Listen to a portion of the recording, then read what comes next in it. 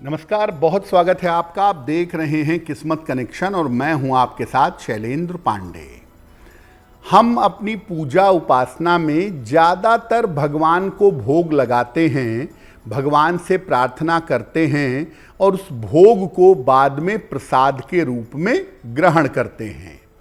तो आज हम आपको बताएंगे कि भगवान को जो अलग अलग भोग प्रसाद आप अर्पित करते हैं उसका महत्व क्या है और अलग अलग भोग प्रसाद अर्पित करने के लाभ क्या हैं। भगवान की पूजा में खास तौर से वैष्णव परंपरा में भगवान कृष्ण की पूजा में उन्हें पेड़े का भोग लगाया जाता है। क्या है इसका महत्व?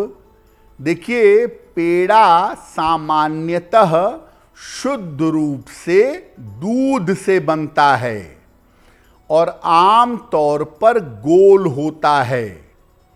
भगवान कृष्ण को दूध और दूध की बनी हुई मिठाइयाँ जैसे पेड़ा अत्यंत प्रिय था, इसीलिए आप ज़्यादातर देखेंगे कि भगवान कृष्ण को पेड़े का भोग विशेष रूप से लगाया जाता है। पेड़ा चंद्रमा और बुध से संबंध रखता है। अपने रंग की वजह से कुछ मात्रा में राहु का अंश भी पाया जाता है। भगवान कृष्ण को अगर आप नियमित रूप से पेड़े का भोग लगाएं तो आपका स्वास्थ्य उत्तम होगा और संतान से संबंधित कोई बाधा है तो वो दूर होगी। साथ ही साथ जीवन में उतार चढ़ाव से मुक्ति मिलेगी। हर बुधवार को भगवान कृष्ण को पेड़े में तुलसी दल रख करके उसका भोग लगा के प्रार्थना करिए।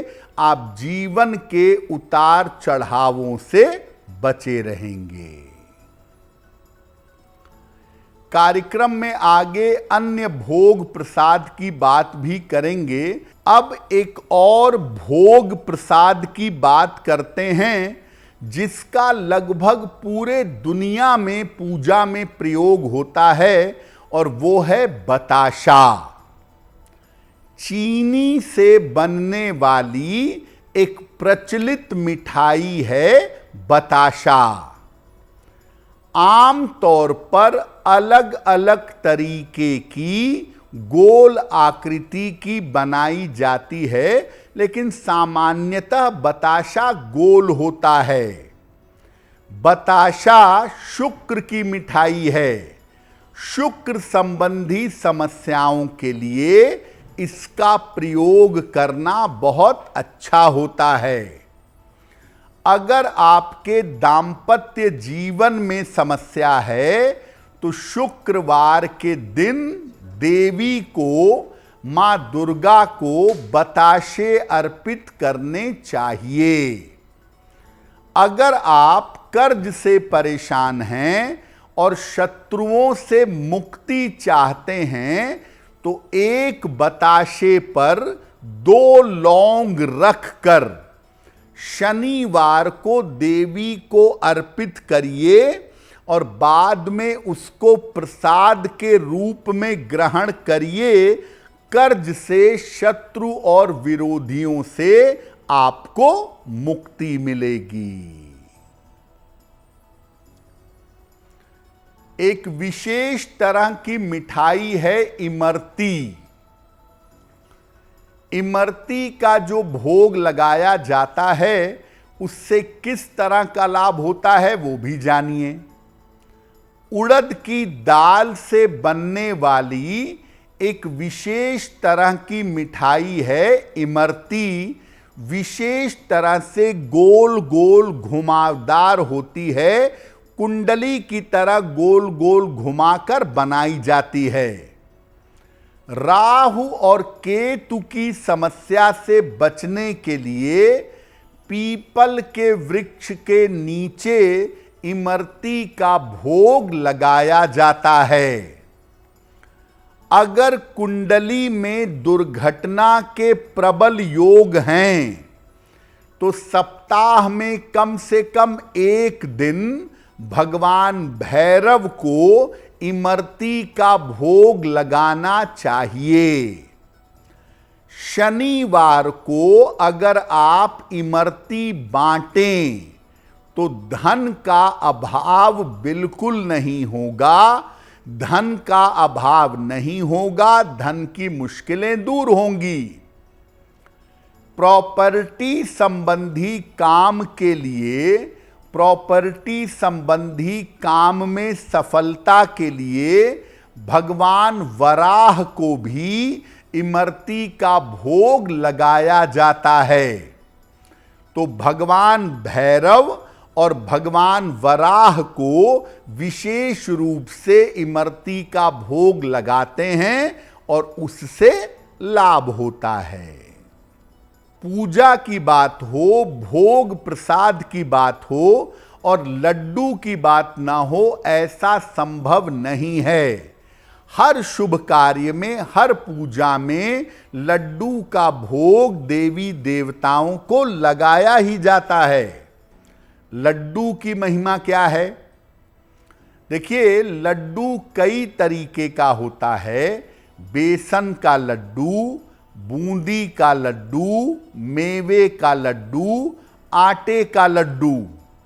सबसे ज्यादा लाभकारी होता है बूंदी का लड्डू। बूंदी के लड्डू के अंदर सारे ग्रह पाए जाते हैं।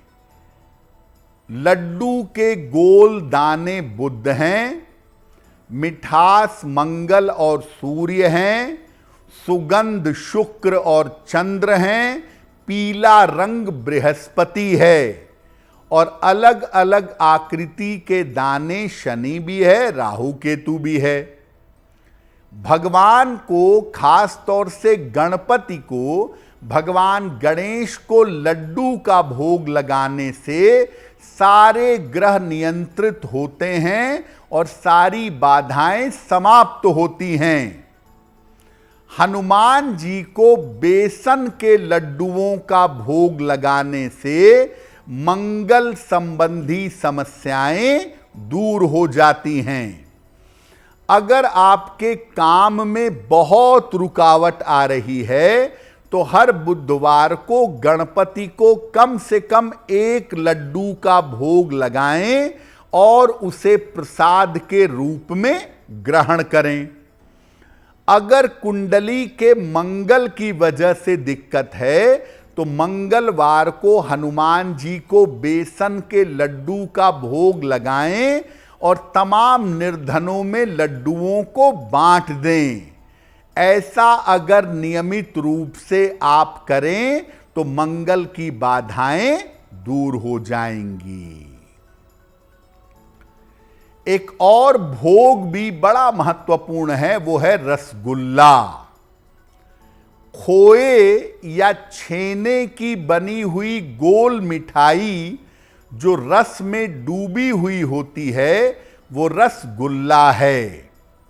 शुद्ध रूप से चंद्रमा और शुक्र की मिठाई है। रस भी है, गोल आकृति भी है, रंग भी चंद्र और शुक्र से प्रेरित है। अगर परिवार के सारे सदस्यों के साथ रसगुल्ला एक साथ खाया जाए तो आपसी संबंध बेहतर होते हैं। जिस किसी के साथ संबंध अच्छे करने हो आपको, उसे सफेद रसगुल्ले उपहार में देने चाहिए। अगर आपकी कुंडली में चंद्र की वजह से कोई भी समस्या है या चंद्रमा की वजह से कोई भी दिक्कत है तो छेने वाला सफेद रसगुल्ला सोमवार को भगवान शिव को अर्पित करिए और लोगों में बांट दीजिए। अगर आप ऐसा हर सोमवार के सोमवार करें तो चंद्र से संबंधित तमाम समस्याएं दूर हो जाएंगी। अगर आप मुझसे जुड़ करके अपनी समस्याओं का समाधान चाहते हैं और चाहते हैं कि आपकी समस्याओं को ज्योतिष के माध्यम से सुलझाया जाए, तो आप हमसे संपर्क कर सकते हैं, जुड़ सकते हैं एस्ट्रो तक पर।